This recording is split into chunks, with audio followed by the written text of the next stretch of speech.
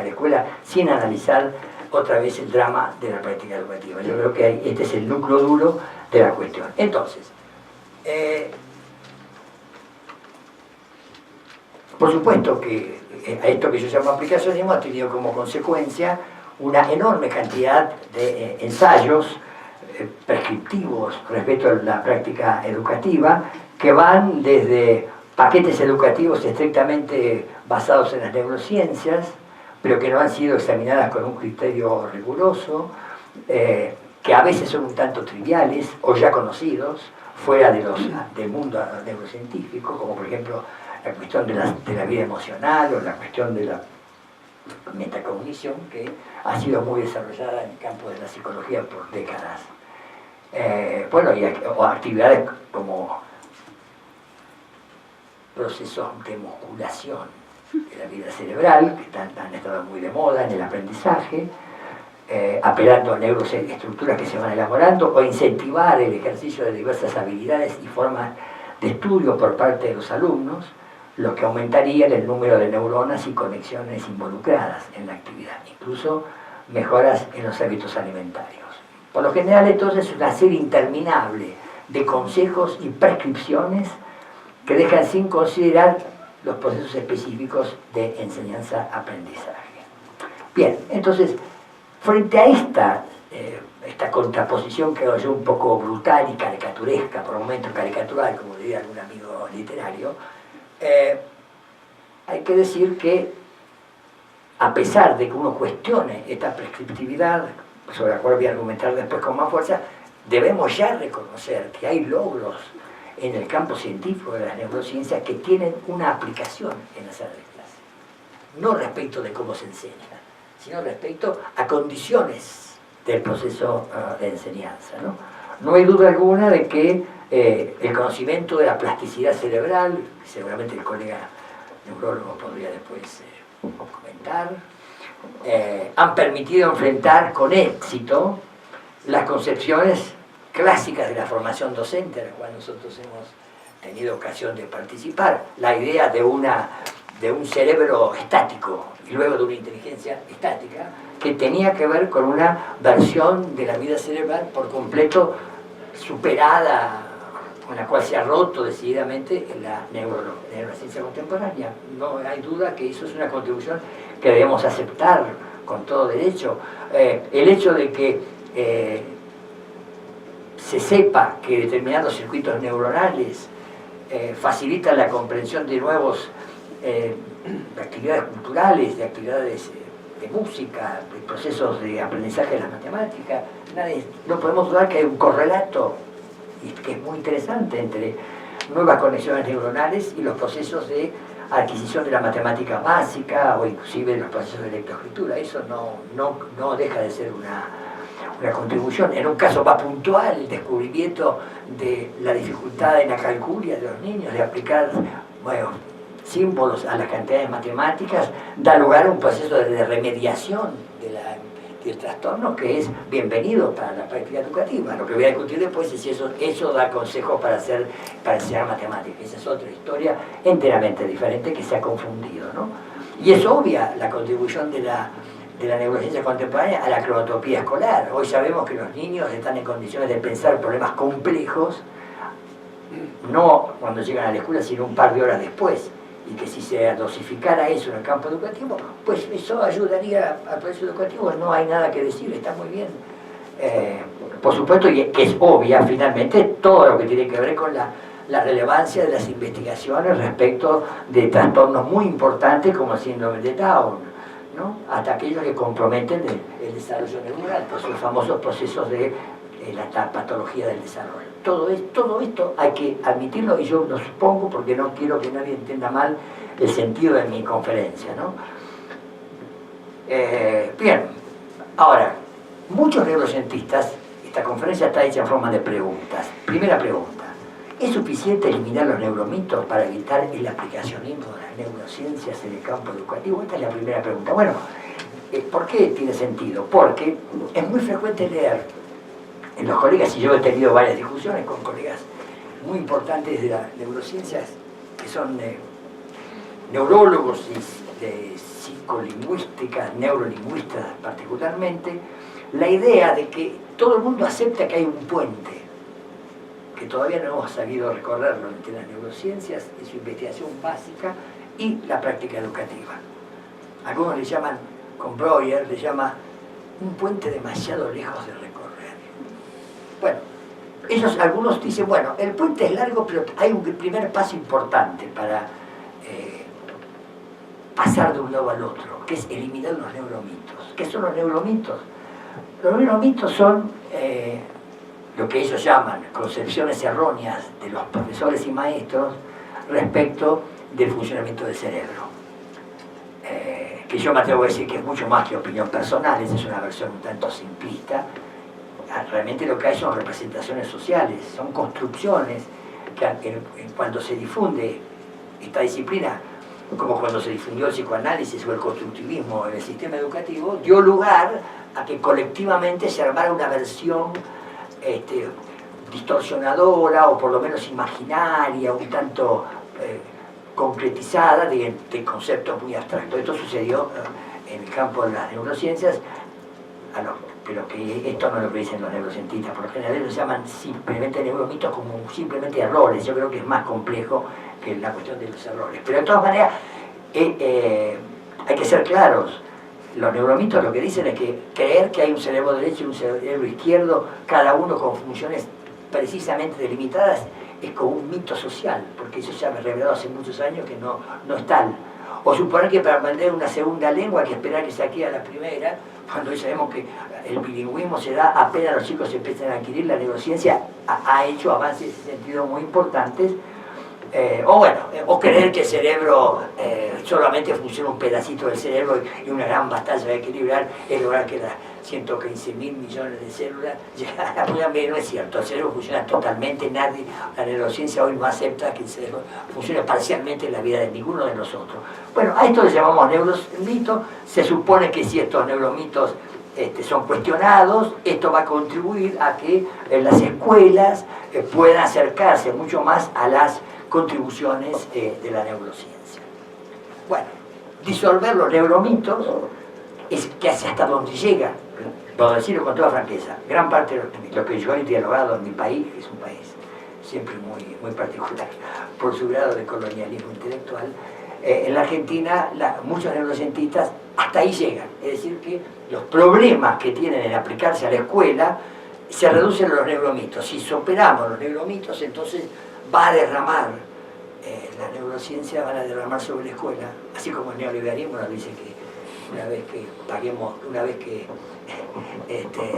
se resuelvan los problemas financieros con los bancos internacionales, luego el dinero va a derramar y va a dejar de haber pobres en América Latina. Bueno, es una tonta comentario tonto. Bueno, entonces lo que digo es lo siguiente: si bien disolver los mitos es una tarea que es relevante, yo creo que hay que ir mucho más lejos. No se trata de un problema de que no entendemos bien las neurociencias y por eso se las usa mal en la escuela.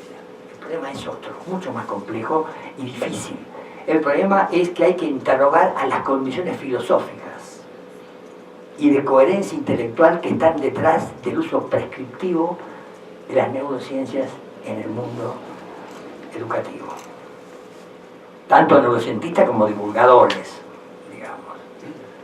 Entonces hay que discutir problemas de coherencia, problemas de vaguedad conceptual, problemas de confusión conceptual, problemas de falacias lógicas y problemas de ontología filosófica que está en la cabeza de los neurocientistas, una gran parte de ellos, y que los empuja a hacer una transferencia directa al campo educativo. Es a eso a lo que yo me voy a referir. Generalmente no se habla de esto. De lo único que se habla por lo general es cómo la neurociencia ha contribuido a la filosofía hoy. Yo voy a hablar al revés, de cómo los supuestos filosóficos están detrás de la producción de los neurocientistas. Pero bueno, vamos por partes. Segunda pregunta: ¿en qué sentido decimos que hay dificultades conceptuales en la decisión de aplicar directamente neurociencia a la educación? Debe quedar claro que estas dificultades no son empíricas. No es que una experiencia mejor, un experimento o una intervención empírica resuelve el problema de la dificultad. El problema es un problema de otra naturaleza, es un problema conceptual y lógico. En la formación de los psicólogos hay una ausencia casi total, en mi país, de formación epistemológica, de formación lógica. Más aún los psicólogos están formados en la idea, los que son investigadores, no los que están en la clínica, porque en Argentina la clínica es otra cosa. En el plano académico, la idea es que la psicología rompió con la filosofía a fines del siglo XIX y a partir de ahí ha marchado como una ciencia independiente, con métodos rigurosos, si son experimentales mejor. Y la filosofía ha sido mandada a otro lado, a la Facultad de Filosofía y Letras. La respuesta mía es que es absolutamente falso. Jamás la psicología puede ni podrá desprenderse de la filosofía, al menos en un sentido básico, que es que así como un físico, un geólogo o un biólogo, los psicólogos cuando interpretan, plantean sus problemas, resuelven sus unidades de análisis o montan modelos explicativos, hay por atrás una concepción del mundo que tiene un rol muy importante que jugar, y esa es una filosofía que tiene ciertos rasgos que después voy a explicar. Pero digo, los problemas que yo llamo lógicos, conceptuales o bien filosóficos más amplios, no son problemas que se resuelven con ningún experimento. No hay experimento en el mundo que resuelva. Esto es una cuestión de argumentación, es un problema de trabajo con el sentido, no trabajo con los hechos. Estamos en un mundo enteramente diferente. Entonces, son cuestiones que se llaman cuestiones metateóricas, cuestiones que no son de la experiencia ni de la teoría sobre la experiencia, sino de cómo vemos a las teorías que se han construido respecto a su articulación conceptual, preposicional, hipotética, a sus incoherencias, a sus búsquedas de adecuación, etc. Entonces, mi opinión es que, como dije antes, sin discutir para nada los problemas empíricos, que no es cuestión nuestra, sino de los propios neurocientistas, la discusión está entonces en que hay dificultades, un cuidadoso análisis. Por ejemplo, en este caso particular de la implementación, ¿por qué se prescribe? ¿Por qué un neurocientista cree que puede dar consejos a un maestro como enseñar en el aula? ¿Por qué los neurocientistas en muchos de sus libros dicen que el cerebro va a la escuela, que el cerebro aprende, que el cerebro ve? El cerebro ni tiene conciencia, ni ve, ni va a la escuela, ni aprende. El que aprende es Carlito, Juanito, María. El cerebro es un instrumento para el aprendizaje, pero no es quien aprende. La pregunta es ¿por qué? ¿Por qué se hacen estas atribuciones con tanta frecuencia en el mundo de la implementación de las neurociencias al campo educativo? Y la respuesta es, en primer lugar, porque se cae, la palabra no me gusta, pero digamos, sucede un error categorial. ¿Qué quiere decir esto? Quiere decir que cuando uno piensa desde el punto de vista lógico, cualquiera de nosotros, hay una manera correcta o incorrecta de usar los conceptos. Lo que depende de si se sigue o si se viola una geografía lógica de los conceptos. Es decir, que si uno piensa con los modos legítimos que admite su pertenencia a un tipo lógico, resulta que uno tiene una manera de operar con los conceptos que es legítima, que es, digamos, aceptable. Pero puede haber maneras ilegítimas de manejar los conceptos y saltar de categorías. Un ejemplo casi mexicano. Si yo vengo a esta universidad y me muestran la facultad de psicología, tan bonita ella, me envían a la facultad de ciencias exactas, y recuerdo en general todo lo que está en este gigantesco campus, que es un orgullo para el pueblo mexicano, sin duda. Y después de mostrarme todo eso, yo pregunto, ¿y dónde está la universidad? Ese es un error categorial. Porque lo que se atribuye a las facultades, no sé si se llaman facultad o escuela, no están en el mismo campo o plano que lo que yo atribuiría a la universidad. Son instituciones de una naturaleza diferente. Siendo más vulgares, como diría Manuelito Gilantón diría, bueno, el fútbol, usando la manera que pronuncian ustedes el fútbol, si alguien va al estadio de Pumas y le muestran bueno, las pelotas como la que juegan, la tribuna, la cancha, el estadio, y yo pregunto, ¿y dónde está el espíritu de equipo? Es una categoría, porque son entidades de una naturaleza que lo que se predica de una no se puede predicar de la otra.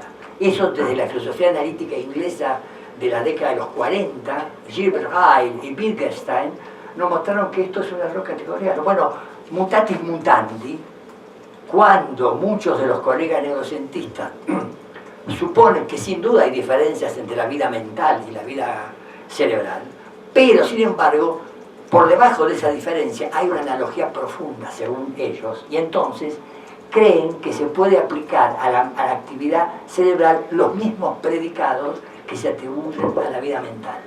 Y entonces está esta famosa cuestión de que el cerebro aprende, va a la escuela, etc. Bueno, hacer esto, el cerebro sufre, efectivamente, no son del mismo tipo lógico, por lo que